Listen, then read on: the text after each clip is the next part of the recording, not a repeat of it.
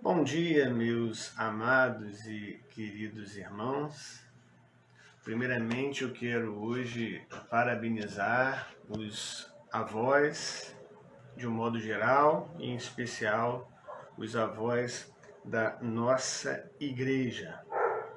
E tem um texto em Provérbios, no capítulo 17, verso 6, que diz assim: Coroa dos velhos são os filhos dos filhos, e a glória dos filhos são os pais. É na nova tradução na linguagem de hoje, o texto fica assim: Assim como os avós se orgulham dos netos, os filhos se orgulham do pai. E o texto, você analisando o verso, o sentido para a nossa compreensão é esse: é o orgulho que os avós sentem dos netos e que os filhos sentem dos pais. Eu quero dizer que você que tem a bênção de ter os seus avós vivos ainda, aproveite mais do que nunca esse dia para abraçar. Não pode abraçar, né? Pandemia. Mas para mandar uma mensagem de carinho, mandar uma palavra de orientação, de direção, mandar uma palavra de apoio, mandar uma palavra de gratidão e, acima de tudo, expressar o quanto eles são amados por vocês, né? Sei que muitos netos hoje gostariam de abraçar os seus avós, que se encontram vivos, mas não podem, por causa desse contexto de pandemia. Mas transmitam palavras de carinho, de amor para eles, mandando a mensagem, mandando um vídeo, ou seja, entre em contato com eles, porque o que a Bíblia diz é uma verdade. Os avós se orgulham dos netos. Os avós amam os netos. Os netos são duas vezes filhos. E você é muito querido e muito amado por seus avós. Para aqueles que já não têm mais os seus avós vivos, cabe a orientação para os filhos, seus futuros filhos que terão ou os que já têm, orientando como devem tratar os seus avós com amor, com carinho, com respeito, com dedicação, né? Então, depois no final dessa mensagem nós vamos estar fazendo aí uma oração para os nossos avós. Meus queridos, nós estamos trabalhando no livro de Josué. E o livro de Josué, ele é um livro, como todos os outros da Bíblia, que tem uma mensagem assim atual, sempre pode ser aplicada em nossas vidas. E não é diferente no capítulo 9 de Josué. Quantos ensinos, quantas lições, quantas coisas nós podemos extrair do capítulo 9.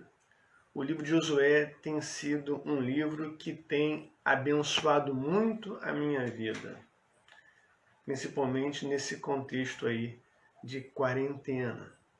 Então é um livro que eu tenho estudado, tenho lido, tenho buscado conhecer os posicionamentos dos exegetas na apresentação desse livro, lendo as opiniões, fazendo análises, que na verdade o que nós trazemos aqui é uma pesquisa de tudo aquilo que nós podemos ler, podemos buscar, as fontes que temos.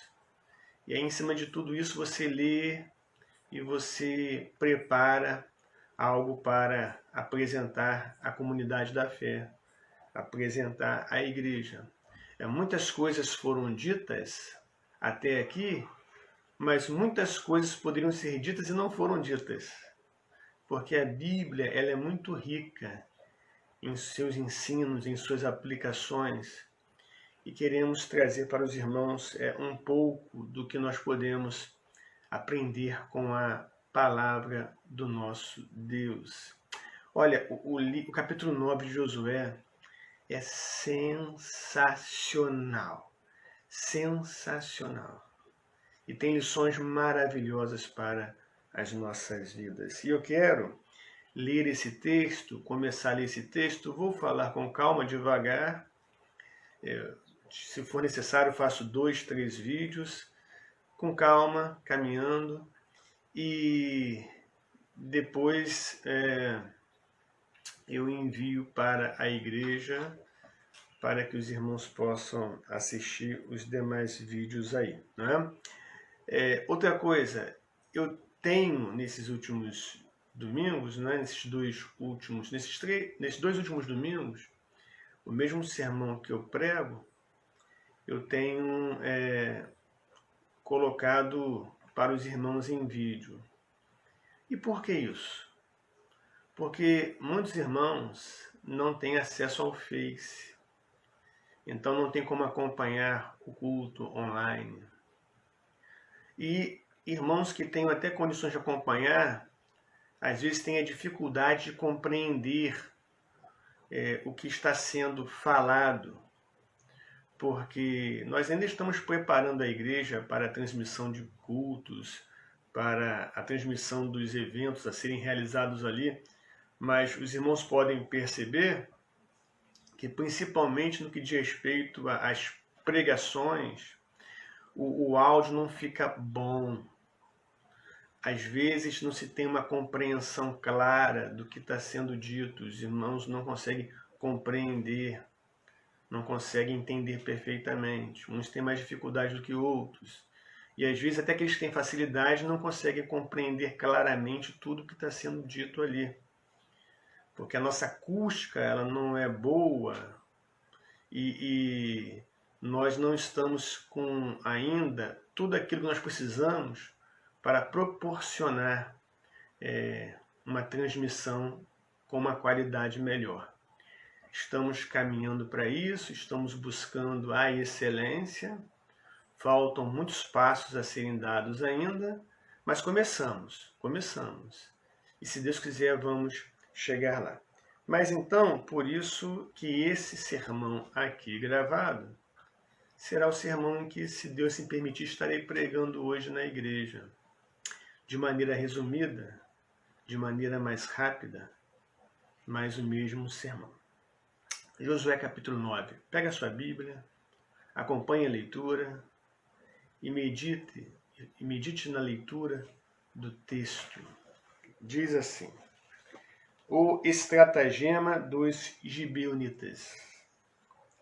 Sucedeu que, ouvindo isto, todos os reis que estavam daquém do Jordão, nas montanhas e nas campinas, e em toda a costa do Mar Grande, defronte do Líbano, os heteus, os amorreus, os cananeus, os fariseus, os heveus e os jebuseus, se ajuntaram eles de comum acordo para pelejar contra Josué e contra Israel. Os moradores de Gibeon, porém, ouvindo o que Josué fizera com Jericó e com Ai, usaram de estratagema, e foram e se fingiram embaixadores, e levaram sacos velhos sobre os seus jumentos, e odres de vinho velhos, e rotos e consertados, e nos pés sandálias velhas e remendadas, e roupas velhas sobre si, e todo o pão que traziam para o caminho era seco e bolorento. Foram ter com Josué ao arraial, a Gilgal, e lhe disseram a ele e aos homens de Israel: chegamos de uma terra distante, fazei, pois, agora aliança conosco. E os homens de Israel responderam aos heveus: porventura habitais no meio de nós, como, pois, faremos aliança convosco? Então disseram a Josué: somos teus servos. Então lhes perguntou Josué: quem sois vós? De onde vindes?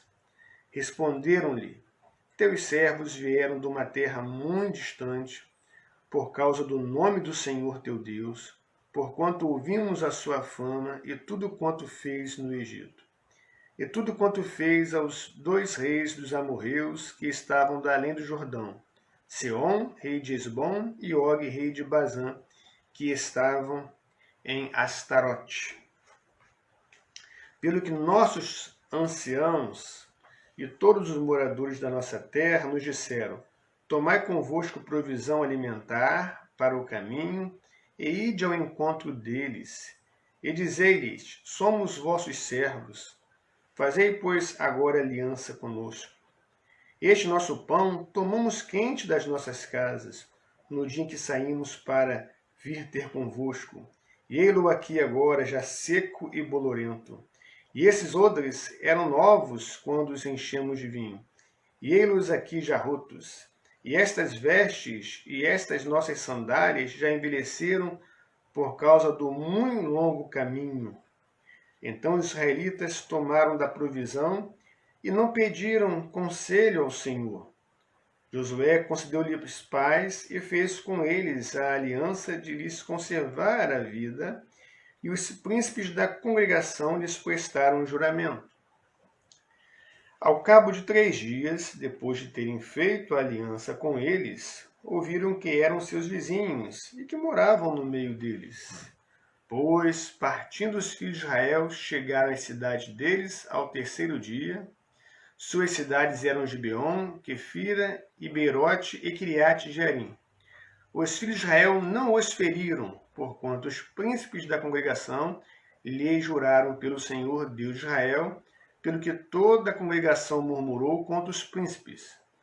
Então todos os príncipes disseram a toda a congregação: nós lhe juramos pelo Senhor Deus de Israel, por isso não podemos tocar-lhes. Isto, porém, lhes faremos: conservar-lhes-emos a vida, para que não haja grande ira sobre nós por causa do juramento que já lhes fizemos. Disseram-lhes, pois, os príncipes: vivam! E se tornaram rachadores de lenha e tiradores de água para toda a congregação, como os príncipes lhes haviam dito. Chamou-os Josué e disse-lhes: por que nos enganaste, dizendo: habitamos muito longe de vós, sendo que viveis em nosso meio? Agora, pois, sois malditos, e dentre vós nunca deixará de haver escravos, rachadores de lenha e tiradores de água para a casa do meu Deus. Então responderam a Josué: é que se anunciou aos teus servos como certo que o Senhor teu Deus ordenara a seu servo Moisés que vos desse toda essa terra e destruísse todos os moradores dela diante de vós. Por isso tememos muito por nossa vida, por causa de vós, e fizemos assim. Eis que estamos na tua mão, tratamos segundo te parecer bom e reto. Assim lhes fez e livrou-os das mãos dos filhos de Israel, e não os mataram. Naquele dia Josué os fez rachadores de lenha e tiradores de água para a congregação e para o altar do Senhor, até o dia de hoje, no lugar que Deus escolhesse. Vamos orar? Senhor, nós te agradecemos por esse dia, te agradecemos por todas as bênçãos que temos recebido de ti, e buscamos em ti a direção, a orientação que tanto necessitamos para as nossas vidas. Buscamos em ti a iluminação do teu Santo Espírito para a compreensão desse texto, que esse texto possa falar profundamente aos nossos corações. Também te agradecemos pela vida dos nossos avós, os avós da nossa igreja. Que o Senhor os abençoe, que o Senhor os fortaleça, que o Senhor conceda saúde a eles, ó Pai. Que o Senhor tenha misericórdia de suas vidas e, acima de tudo, que eles sejam a cada dia revigorados, revitalizados, ó Deus, pelo Teu poder, por suas bênçãos, ó Pai, e que possam a cada dia produzirem mais e mais frutos para a honra e glória do Seu santo e eterno nome. É a oração que nós fazemos nesse dia, ó Pai. Oramos em nome de Jesus. Amém. Meus queridos, vamos lá. um tema propício para trabalharmos à luz desse texto é o seguinte: o erro de andar pelo que se vê. O erro de andar pelo que se vê.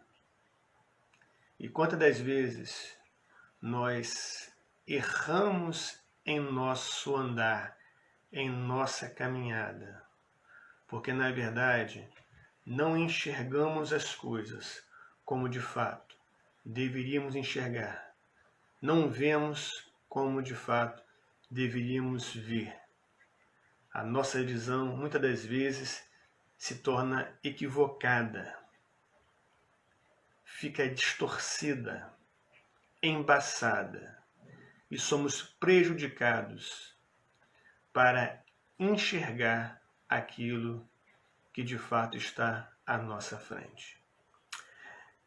Como introdução, eu quero usar aqui um slogan que fazia parte de um comercial na televisão na década de 80.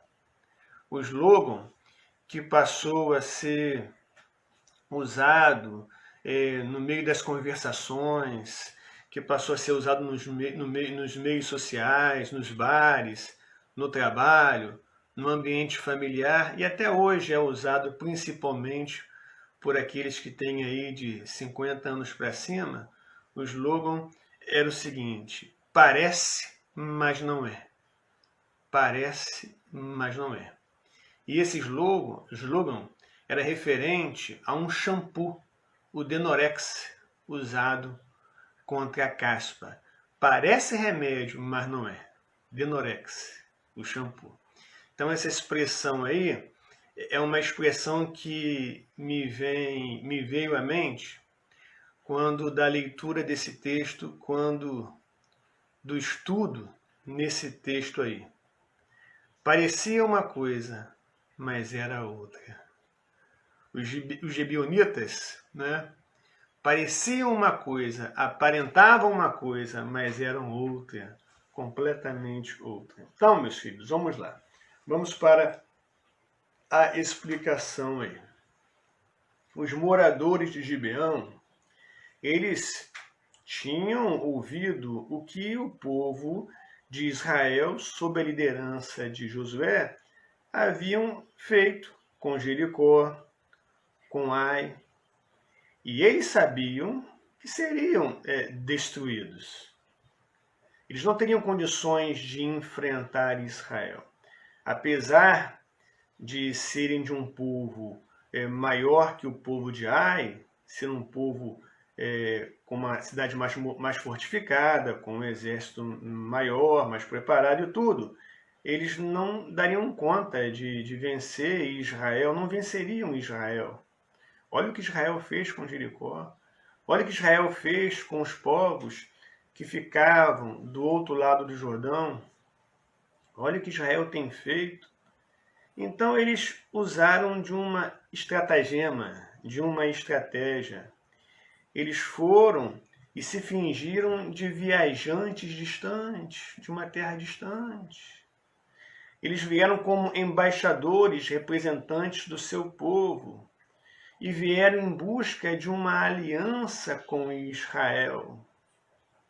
Então, e eles estavam assim caracterizados, o texto deixa isso bem claro, depois você volta para ler o texto, eles estavam caracterizados como pessoas que de fato tinham feito uma longa jornada. Eles levaram sacos velhos sobre os seus jumentos, o vinho que eles traziam estava envelhecido, estragado, as sandálias velhas, remendadas, roupas velhas, o pão bolorento, pão estragado, ou seja, eles vieram caracterizados de tal forma que eles pudessem passar a imagem que realmente eles fizeram uma longa viagem. A viagem foi tão longa que a provisão estragou, o suprimento estragou, o vinho estragou, o pão está estragado. Olha como é que estão nossas roupas, olha nossos calçados.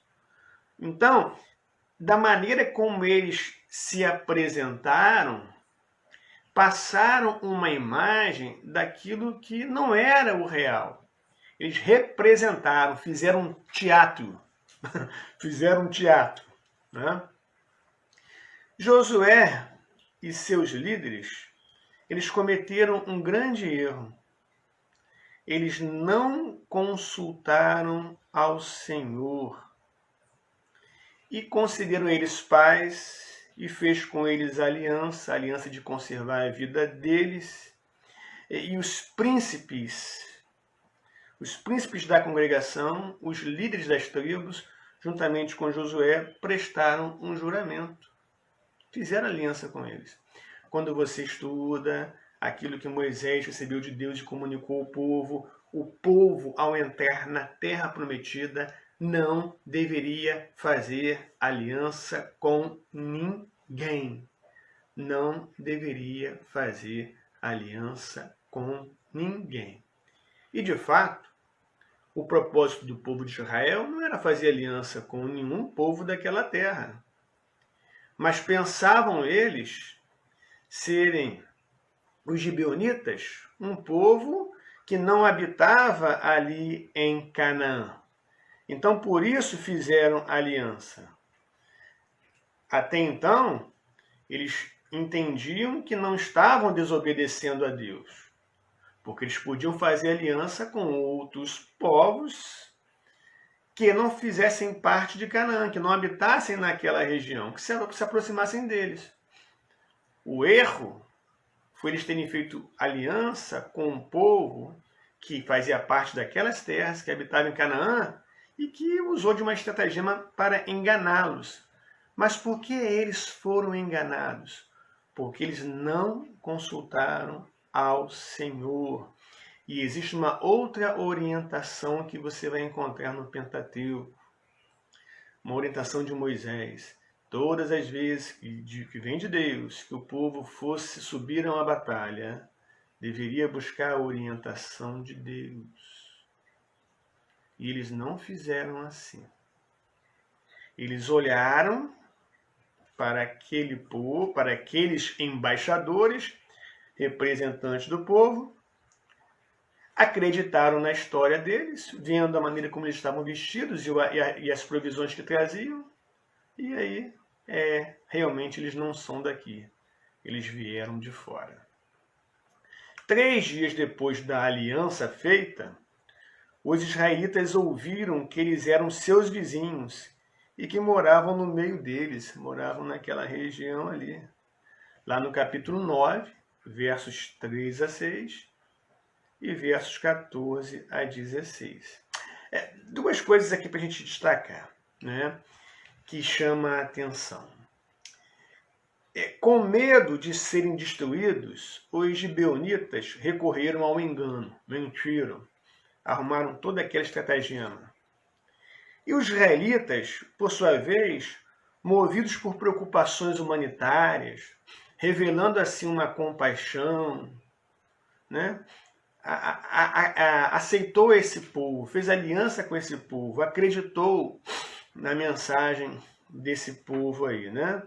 Acreditou naquilo que eles estavam dizendo, né? Nós acabamos, isso é um sentimento natural, nós acabamos por admirar a estratagema dos gibeonitas para salvar a própria pele, e também nós acabamos por nos simpatizar com os israelitas, por ter tido assim esse cuidado, essa pena, essa preocupação, né? Essa visão aí humanitária com relação a esses que vinham representando um povo, né? Mas tudo isso mostra para nós o quanto estamos longe, por natureza, de fazer as coisas da maneira de Deus. Às vezes, a nossa própria natureza nos prega uma peça. A nossa própria natureza nos faz ter atitudes que não estão de acordo com a vontade de Deus, Quantas das vezes nós somos traídos por nossa própria natureza? Pensamos que estamos agindo certo e estamos agindo errado. Pensamos que estamos fazendo o certo e estamos fazendo errado. Pensamos que estamos fazendo bem. Naturalmente, olhamos para um quadro, uma situação, e pensamos que estamos fazendo bem. Mas será que de fato é o bem? Será que de fato é aquilo que Deus queria que nós fizéssemos? Será que de fato é a forma como Deus queria que nós agíssemos? Qual foi o erro deles? O verso 14. Vamos destacar o verso 14.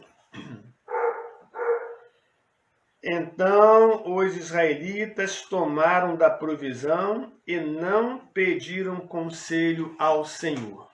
Um dos comentaristas a quem eu consultei nos meus estudos, o Nicodemos, ele diz que essas provisões que foram tomadas foram os presentes que eles trouxeram. E aí o povo de Deus, olhando para os presentes, receberam os presentes, tomaram para si os presentes, olharam para o estado deles, aceitaram que eram viajantes de uma terra distante e não tiveram a preocupação, o zelo de consultar ao Senhor. Esse também tem sido o nosso erro muitas vezes. Esse também tem sido nosso erro muitas vezes. Em muitos momentos também agimos assim. Tomamos atitudes mediante as aparências. É o erro de visão. E a primeira coisa para a gente pensar no capítulo 9 é o erro de visão. Erro de visão. Os judeus confiaram em seu entendimento natural com base na observação. Os judeus confiaram em seu entendimento natural com base na observação. Só que a realidade não consiste apenas naquilo que é material, naquilo que nós podemos ver, naquilo que nós podemos perceber com os nossos sentidos. Existe uma realidade que transcende a realidade material, que é a realidade espiritual.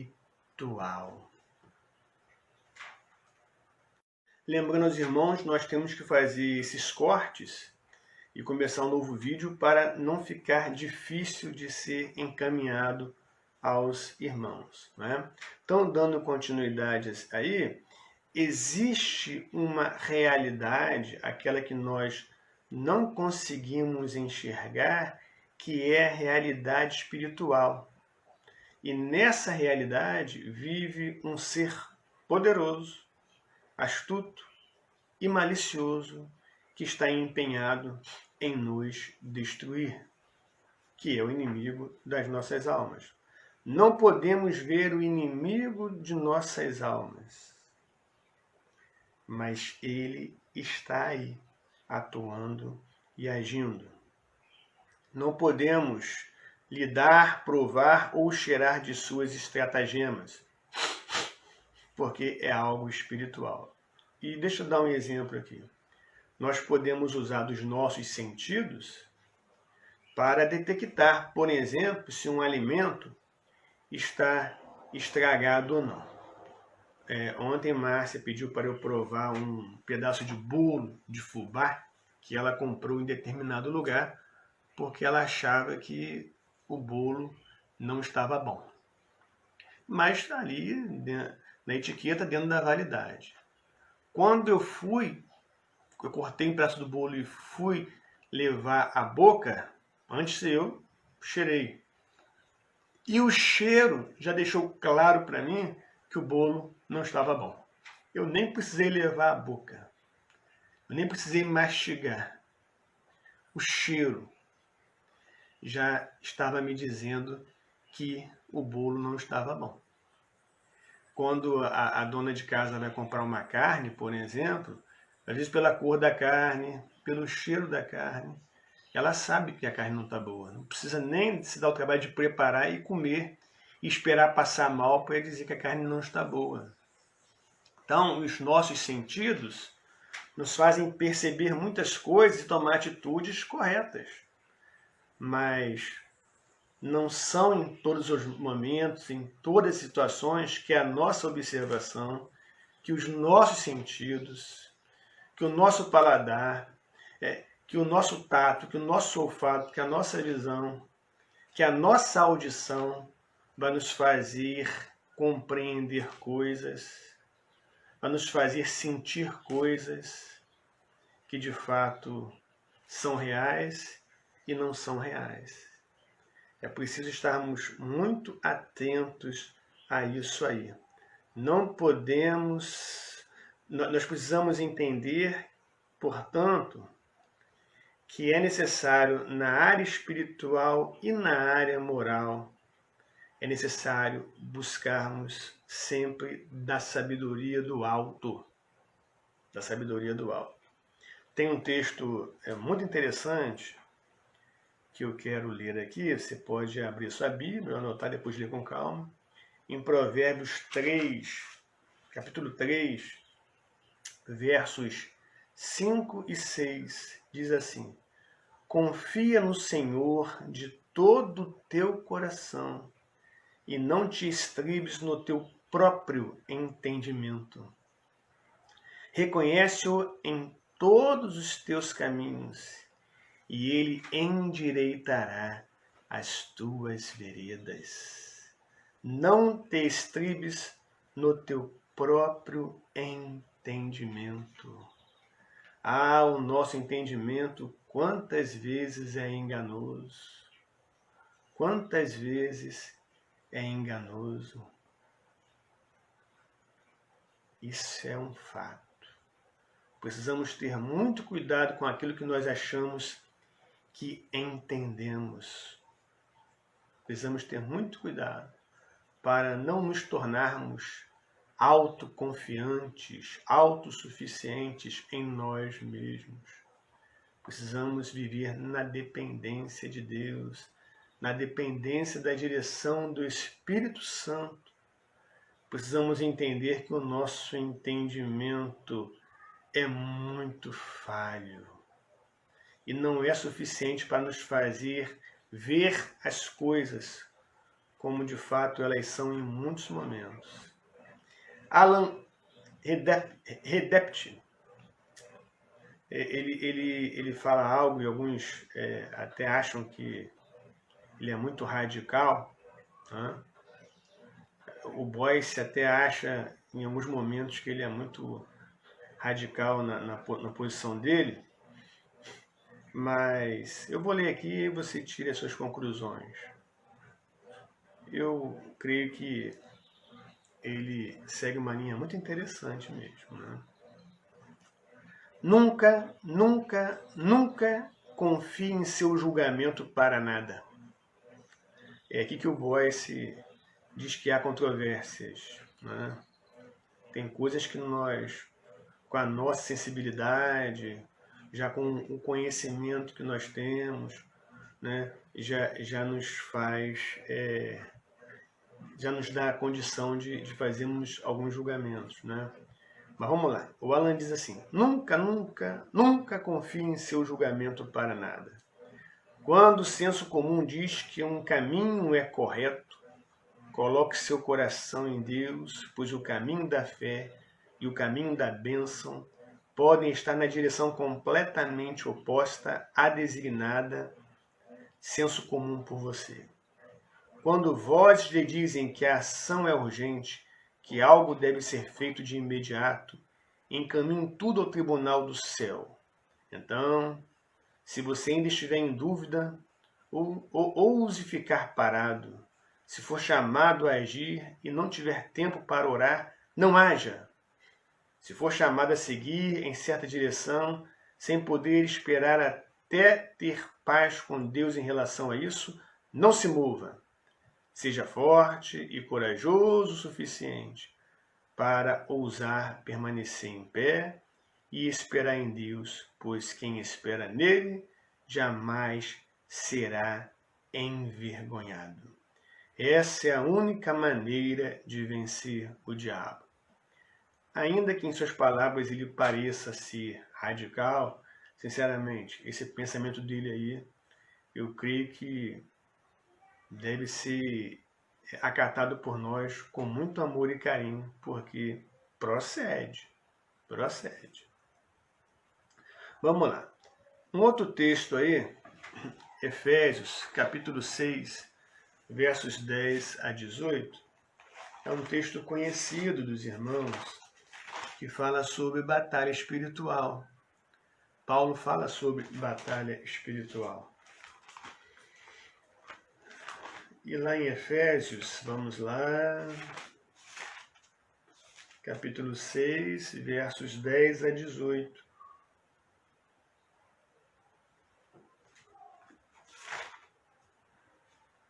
Quanto ao mais, sede fortalecidos no Senhor e na força do seu poder. Revesti-vos de toda a armadura de Deus para poderes ficar firmes contra as ciladas do diabo. Porque a nossa luta não é contra o sangue e a carne, e sim contra os principados e potestades, contra os dominadores deste mundo tenebroso, contra as forças espirituais do mal nas regiões celestes. Portanto, tomai toda a armadura de Deus para que possais resistir no dia mau e depois de teres vencido tudo, permanecer inabaláveis. Estais, pois, firmes, cingindo-vos com a verdade e vestindo-vos da couraça da justiça. Calçai os pés com a preparação do evangelho da paz, embrasando sempre o escudo da fé, com o qual podereis apagar todos os dardos inflamados do maligno. Tomai também o capacete da salvação e a espada do Espírito, que é a palavra de Deus, com toda oração e súplica, orando em todo o tempo no Espírito, e para isto vigiando com toda perseverança e súplica por todos os santos. Então, nós temos basicamente aí 4 princípios que nós podemos extrair desses versos lidos. O primeiro deles, como cristãos, estamos envolvidos numa guerra espiritual. Ponto. Isso é um fato. Segundo, para sermos bem-sucedidos na guerra, precisamos usar armaduras espirituais. São armaduras espirituais. A verdade, a justiça, o conhecimento do Evangelho, a fé. Terceiro, nossa arma é a palavra de Deus.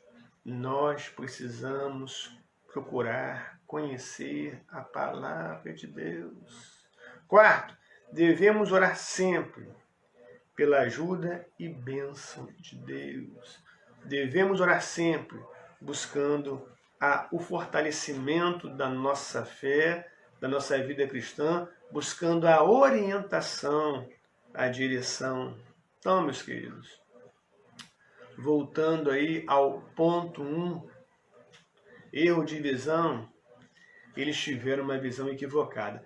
Você não deve esquecer que o povo, que a igreja do Antigo Testamento era o povo de Israel. E a igreja do Novo Testamento é o povo de Israel hoje. A igreja e o povo de Deus são o mesmo, tanto na antiga como na nova dispensação. Assim como nós travamos uma batalha espiritual hoje, o povo de Israel travou a batalha espiritual no Antigo Testamento. Ali havia uma batalha espiritual entre Israel com seu Deus, o Deus de Abraão, Isaque e Jacó, o Deus Todo-Poderoso, contra as nações com os seus deuses. Ali havia uma batalha espiritual. Eles estavam travando muito mais do que uma batalha física, uma batalha material. Estavam travando, acima de tudo, uma batalha espiritual. E nessa batalha espiritual, eles cometeram um erro de visão por não enxergar aquele povo que também deveria ser destruído como um povo a ser destruído. Eles se deixaram enganar com a estratagema daquele povo. E se deixaram enganar e foram enganados porque eles não consultaram a Deus como deveriam fazer. Vamos para o segundo ponto então, meus queridos e amados? Vamos lá? Consequências do erro. Não tem jeito. O erro, ele traz consequência. Os erros trazem consequências. Lá no verso 16 de Josué, diz assim: ao cabo de 3 dias, depois de terem feito a aliança com eles, ouviram que eram seus vizinhos e que moravam no meio deles. Meus queridos, 3 dias para descobrir o erro e uma vida inteira para viver com isso. 3 dias para descobrir o erro e uma vida inteira para viver com isso. Esse tratado entre Israel e os gibeonitas, ele foi respeitado durante séculos, né? Foi respeitado. Apesar de terem descoberto a mentira, o tratado se manteve de pé. Houve um juramento diante de Deus. E Josué e os príncipes de Israel foram fiéis no cumprimento desse juramento. Eles fizeram uma aliança com os gibeonitas, prometeram que os manteriam com vida, que não os destruiriam, que não os matariam, e não fez isso mesmo não. A congregação de Israel ficou super irritada, chateada. Mas eles se manteram firmes como liderança. Nós fizemos um juramento com o Senhor, que nós vamos cumprir esse juramento. E de fato, eles cumpriram. Em uma ocasião posterior, quando Saul era rei de Israel, Saul transgrediu a aliança, matando um grande número de gibeonitas. Deus ficou do lado dos gibeonitas, né? Porque havia sido feita uma aliança lá atrás, né? E então Deus julgou Israel por causa da atitude de Saul. O texto, segundo Samuel, capítulo 21, verso 1, registra ter havido uma fome de 3 anos em Israel. Por quê? Porque Saul matou os gibeonitas. James Boyce diz assim: eis o grande problema com a falha em consultar o Senhor em todos os assuntos. Devemos viver as consequências das ações erradas. Um pecado ou ação errada não pode ser perdoado? Alguém pergunta. Sim, claro, mas as consequências do deslize são muitas vezes vividas indefinidamente. É aquela história, meus queridos e amados. A graça de Deus não remove as consequências. A graça de Deus não remove as consequências. Deus perdoa, Deus restaura, Deus abençoa, mas as consequências dos atos que realizamos serão vistas. Teremos que caminhar com elas, conviver com elas, quem sabe por toda a vida, né? Isso é um fato. E a Bíblia tem para mostrar para a gente, né? Pensando aqui nas consequências do erro, e agora? Como voltar atrás? Não dava mais para voltar atrás. Fizeram aliança, assumiram um compromisso, tinham que honrar o compromisso que assumiram. Né? Tarde demais, o erro tinha sido feito. A estratagema dos gibeonitas deu certo. Eles conseguiram atingir o objetivo deles. Terceira lição: O Deus das circunstâncias, coisa maravilhosa. Lá no verso 21 e 27. Vamos lá. Vou ler do 21 ao 27, novamente. Disseram-lhes, pois, os príncipes: vivam! E se tornaram rachadores de lenha e tiradores de água para toda a congregação, como os príncipes lhes haviam dito. Chamou Josué e disse-lhes: por que nos enganastes, dizendo: habitamos muito longe de vós, sendo que viveis em nosso meio? Agora, pois, sois malditos, e dentre vós nunca deixará de haver escravos, rachadores de lenha e tiradores de água para a casa do meu Deus. Então responderam Josué: é que se anunciou aos teus servos como certo que o Senhor teu Deus ordenara a seu servo Moisés que vos desse toda essa terra e destruísse todos os moradores dela diante de vós. Por isso tememos muito por nossa vida por causa de vós e fizemos assim. Eis que estamos na tua mão, trata-nos segundo te parecer bom e reto. Assim lhes fez e livrou-os das mãos dos filhos de Israel e não os mataram. Naquele dia Josué os fez rachadores de lenha e tiradores de água para a congregação e para o altar do Senhor até o dia de hoje, no lugar que Deus escolhesse. Então vamos lá. Meus queridos, é sensacional isso aqui. Os irmãos vão entender por que eu digo que é sensacional.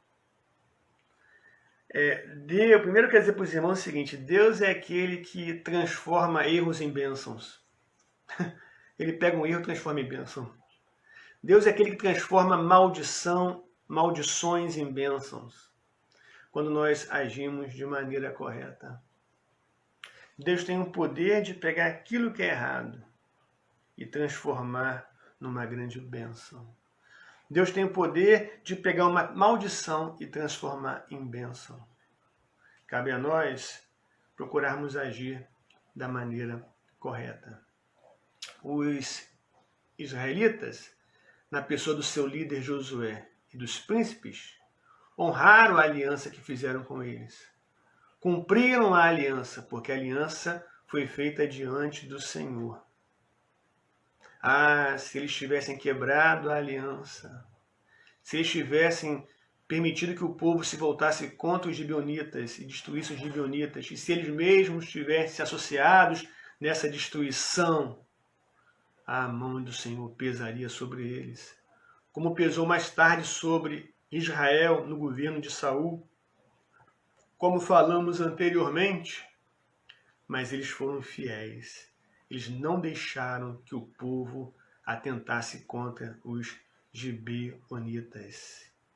Eles foram fiéis, eles agiram de maneira correta e Deus transformou aquele erro em bênção.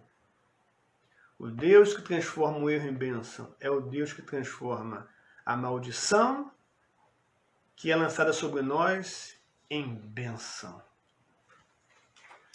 Os gibeonitas enganaram os judeus, o texto diz isso aí, mas sofreram as consequências. A vida deles foram poupadas. Eles alcançaram o objetivo, mas foram feitos servos ou escravos. Foram feitos serviçais do templo. É interessante como é que a Bíblia, né, ela vai confirmando, um texto vai confirmando o outro, um livro vai confirmando o outro. Noé lá atrás havia amaldiçoado o seu filho Cão. E diria que o seu filho Cão seria servo do seu filho Sem. Né? E os judeus são descendentes de Sem, os semitas. E os cananeus de Cão. E olha aí, uma ramificação desse povo cananeu agora servindo a Israel. É Cão servindo Sem. São os cananeus, na figura dos gibeonitas, servindo aos semitas. Né? É a Bíblia se cumprindo, é a palavra de Deus se cumprindo aí, não é verdade? Então, os gibeonitas, eles enganaram os judeus, sofreram as consequências, foram feitos servos ou escravos, foram feitos serviçais do templo, né? Nicodemos, ele fala assim: os antigos idólatras agora tinham o privilégio de servir na casa do Senhor. É verdade que estavam cortando lenha e tirando água, mas eles estavam em todos os sacrifícios, ouvindo os sacerdotes explicarem a lei de Deus e os levitas cantarem salmos. Quantos deles não se tornaram servos do Deus Altíssimo? Quantos deles não se tornaram servos do Deus Altíssimo? Isso nos faz pensar e nos faz lembrar quando Paulo foi preso, na sua primeira prisão domiciliar, e ali ele escreveu várias cartas, e dentre elas a carta aos Filipenses. E no capítulo 1 ele fala que ele consegue enxergar o propósito em seu sofrimento, e ele se alegra com isso, e ele tem claramente diante dele o porquê ele está preso, o propósito. E nós sabemos quantas pessoas foram evangelizadas, quantas pessoas ouviram o evangelho enquanto ele esteve preso. E nós sabemos quantos da guarda pretoriana se converteram enquanto ele estava preso. Lá no capítulo 4, no final do livro, no final da carta, no verso 22, Paulo vai dizer: todos os santos vos saúdam, especialmente os da casa de César. Então, os da casa de César eram aqueles que faziam parte do círculo da casa de César, bem próximo a César, a começar pela guarda pretoriana. Então, nós somos informados que muitos ali da casa de César ouviram a mensagem do Evangelho e foram alcançados pela graça de Deus, né? Bom, o erro dos judeus foram confiar nos seus próprios olhos e entendimento, nós já falamos isso, e fazer aliança com quem não deveriam fazer. Mas é certo que assim como Raabe, os gibeonitas creram em Deus e por isso vieram de encontro ao seu povo. Você poderá encontrar pessoas que não vão olhar para o texto dessa maneira. Vão olhar que os gibeonitas eram tão assim astutos, mentirosos, enganadores, que até usaram, por exemplo, do que está no verso 9 e 10, para tentar comover o coração dos israelitas. Mas eu prefiro crer, como o James Boyce, como o Francis Schaeffer, que olha para os gibeonitas, assim como olham para Raabe, compara os gibeonitas com a prostituta Raabe. O Francis Schaeffer faz muito isso. Lá no capítulo 2, nós tratamos da graça de Deus sendo manifestada na vida da prostituta Raabe, e ela revelava crer em Deus, confiar em Deus, já vinha ouvindo falar desse poder de Deus, e essa palavra ela guardou em seu coração, ela creu nesse Deus. E não é diferente dos gibeonitas. Vamos ler mais uma vez? E o verso 9 e 10 agora.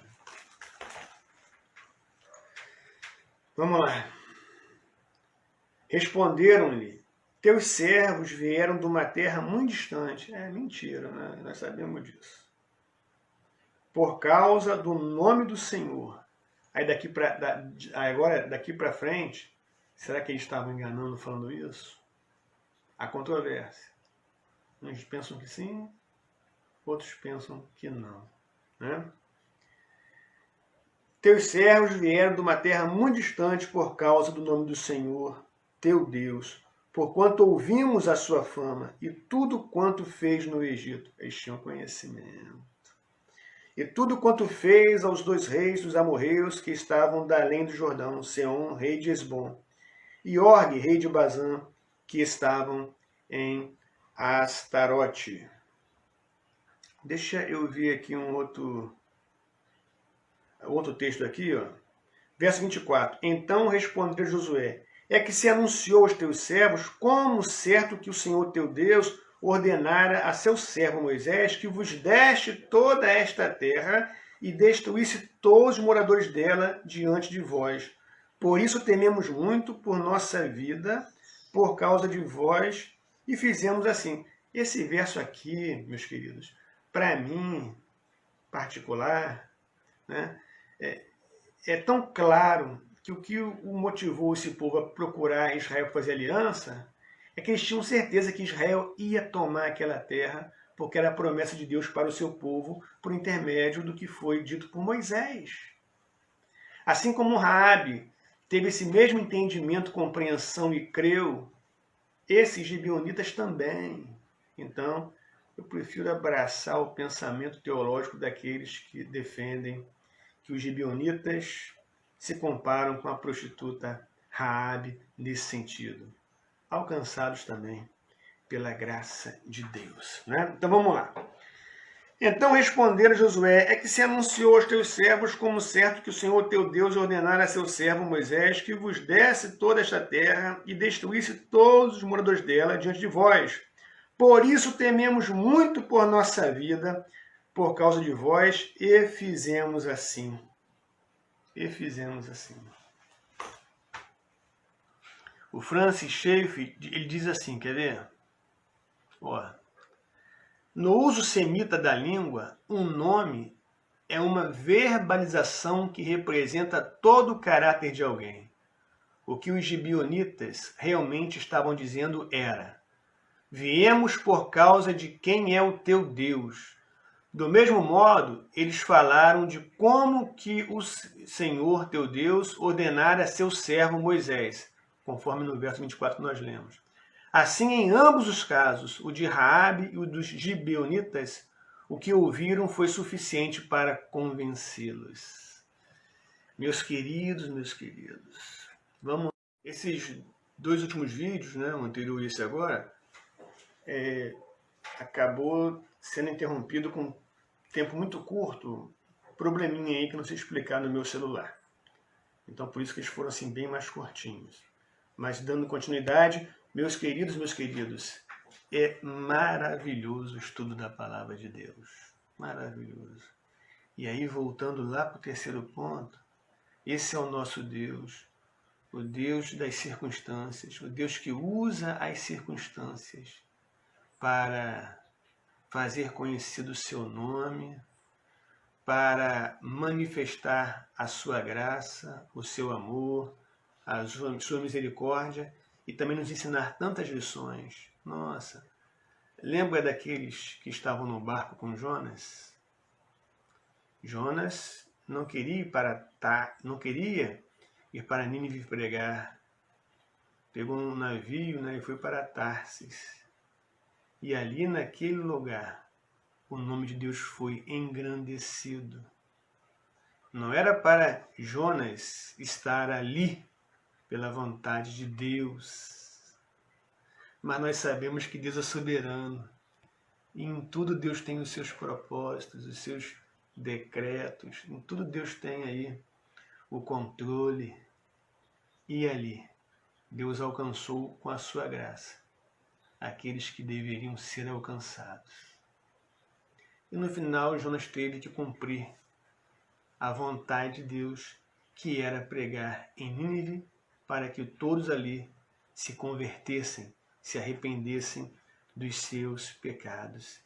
Esse é o Deus que muda as circunstâncias, que trabalha diante das situações e que engrandece o seu nome e que faz exaltado o seu nome. E agora, né, podemos ver mais uma vez essa graça sendo manifestada entre os gibeonitas. E quando você estuda mais sobre os gibeonitas na relação com o povo de Israel, eles foram sempre firmes com Israel, nunca correram das batalhas, sempre estiveram firmes ao lado de Israel ali, caminharam fielmente com o povo de Israel, né? Talvez venhamos continuar falando um pouco sobre isso aí, né? Mas concluindo, nem tudo que parece é É o Denorex. Denorex. Nem tudo que parece é remédio. Não, não é remédio, é um shampoo. É um shampoo. Parece remédio, mas não é. O que dizia o comercial. Nem tudo que parece é. Não confie no seu próprio entendimento. Eu não posso confiar no meu próprio entendimento. Você não pode confiar no seu próprio entendimento. Precisamos sempre consultar a Deus em oração e procurar ouvir a sua voz através da sua palavra que nós temos em nossas mãos. Nem tudo que parece é. Não confie no seu entendimento. Meus amados, uma outra lição aí. Nossos erros desembocam em consequências. É aquela história, né? Nós colhemos aquilo que nós plantamos, não tem jeito. Deus nos perdoa? Perdoa. Nos restaura? Nos restaura. Volta a nos abençoar? Volta a nos abençoar. Mas as consequências, elas ficam, e muitas delas, por que não dizer a maioria delas, vão caminhar conosco por toda a nossa vida. E para encerrar, Deus trabalha independentemente das circunstâncias. Lembra de José? Ah, José, vendido por seus irmãos, jogado na cisterna, depois sofreu injustiça na casa de Potifar, foi lançado na prisão, e por todo lugar por onde ele passou foi abençoado e foi bênção, até que ele foi elevado à função de governador do Egito, abaixo apenas de Faraó, a segunda posição mais importante do Egito naqueles dias. Da cisterna, do buraco, do poço, à função de governador. Olha só que salto. Olha só que salto. E os seus irmãos não sabiam que o mal que eles estavam fazendo para José viria a se transformar no bem para eles mesmos. Porque Deus usou José como instrumento em suas mãos para que tivesse alimento para o mundo da época. Para que eles mesmos, os seus irmãos, com os seus familiares e seu próprio pai, não padecessem de fome. Né? E José tem essa compreensão. E diz isso para os irmãos dele: vocês quiseram fazer o mal a mim, mas Deus transformou o mal em bem. Esse é o Deus, né? O Deus que mexe com as circunstâncias, que trabalha em meio às circunstâncias e que opera de maneira que tudo venha contribuir para a honra e glória do seu nome. Que Deus nos abençoe. Amém. Deus, obrigado por esse capítulo 9 do livro de Josué. Obrigado por tudo que nós podemos aprender aqui. Que o teu Santo Espírito fale ao coração do seu povo e que o seu povo possa tirar outras lições preciosas para as suas vidas. Obrigado por tudo, ó Pai. Que possamos estar atentos na maneira como nós devemos viver e agir. Tenha misericórdia de todos nós. É a oração que fazemos no nome de Jesus. Amém. E a graça de nosso Senhor e Salvador Jesus Cristo, o amor de Deus, nosso Pai, e a comunhão com o Espírito Santo, sejam com todos vós, hoje e para todo sempre. Amém.